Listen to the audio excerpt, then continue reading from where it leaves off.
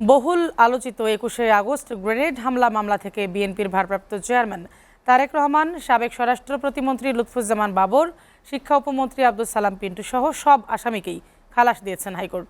একই সঙ্গে আইনি প্রক্রিয়ার বাইরে গিয়ে ১৯ আসামিকে মৃত্যুদণ্ড এবং ১৯ জনকে যাবজ্জীবন সাজা দেয় বিচারিক আদালতের পুরো রায় বাতিল ঘোষণা করে উচ্চ আদালত। রায়ের প্রতিক্রিয়ায় আইনজীবীরা বলেন, বিএনপিকে পলিটিক্যালি বিতর্কিত করা এবং তারেক রহমানকে রাজনীতি থেকে মাইনাস করতেই বিচারের নামে প্রহসন করে ফ্যাসিস্ট আওয়ামী সরকার। মিজান আহমেদের প্রতিবেদন।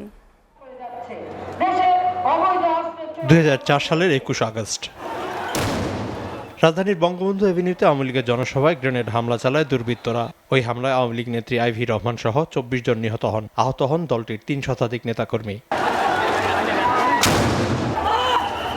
ওই হামলার পর মতিঝিল থানায় হত্যা ও বিস্ফোরক আইনে ২টি মামলা দায়ের করা হয়। ২০০৭ সালে সিআইডির অভিযোগপত্রে ২২ জনকে আসামি করা হয়। পরে ২০০৯ সালে ক্ষমতায় এসে আওয়ামী লীগ সম্পূরক অভিযোগপত্রে বিএনপি চেয়ারপারসন তারেক রহমান সহ ৫২ জনকে আসামি করে। বিচারিক প্রক্রিয়া শেষে ২০১৮ সালের ১০ অক্টোবর দ্রুত বিচার ট্রাইব্যুনাল সাবেক স্বরাষ্ট্র প্রতিমন্ত্রী লুৎফুজ্জামান বাবর, সাবেক শিক্ষা উপমন্ত্রী আব্দুস সালাম পিন্টু সহ ১৯ জনকে মৃত্যুদণ্ড দেয়। আর বিএনপির ভারপ্রাপ্ত চেয়ারম্যান তারেক রহমান সহ ১৯ জনকে দেয়া হয় যাবজ্জীবন সাজা।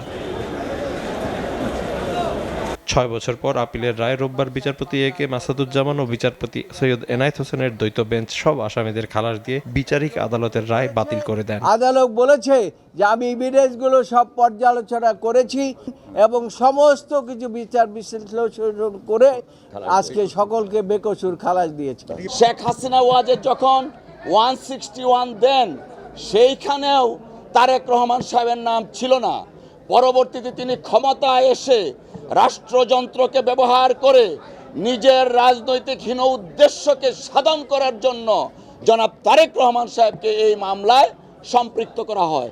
It's a political revenge, it's a political vendetta and it's a political sabotage. আসামি পক্ষের আইনজীবীদের অভিযোগ, প্রকৃত অপরাধীদের না খুঁজে আওয়ামী লীগ রাজনৈতিক ফায়দা হাসিলের অপচেষ্টা করে, ফলে আসামি হওয়া থেকে বেঁচে যায় প্রকৃত অপরাধীরা। এই ১৬ বছর যেই ট্রায়াল আমরা দেখলাম যে ২২৫ জন সাক্ষী, ইনভেস্টিগেটিং অফিসার বাদ দিয়ে অন্য যারা ম্যাজিস্ট্রেট বাদ দিয়ে একজনও বলে নাই যে আমি দেখলাম ওমকে আপনার এই গ্রেনেডটা মেরেছে। এই রাজনৈতিক বিবেচনায় তারা বিচার করেছে কাকে কাকে আসামি করলে পরে রাজনৈতিকভাবে দোষারোপ করা যাবে। প্রকৃত আসামি তারা খুঁজতে যায় নাই। ২১শে আগস্টে যা হয়েছে, we all are sympathetic to that. কিন্তু যাকে ইচ্ছা তাকেই আসামি করা যাবে না, এটা তার এক শিক্ষা। আর হাইকোর্টের রায়ে ন্যায় বিচার পেয়েছেন বলে জানান পিন্টু, বাবর সহ আসামিদের স্বজনরা। আজকে এই রায়ের মাধ্যমে প্রমাণিত হয়েছে যে মামলাটি সম্পূর্ণ মিথ্যা ছিল, ভিত্তিহীন ছিল। আল্লাহর দিকে চেয়েছিলাম বিচারের জন্য, আল্লাহ ন্যায় বিচার করে আমাদের দয়া করেছিল, এটাই আল্লাহর দরবারে শুকরিয়া। রায় বলা হয়, আলোচিত মামলার অভিযোগ গঠনের প্রক্রিয়া ছিল অবৈধ এবং আপিল না করে হাইকোর্টের এই রায়ের সুবিধা পাবে সব আসামি।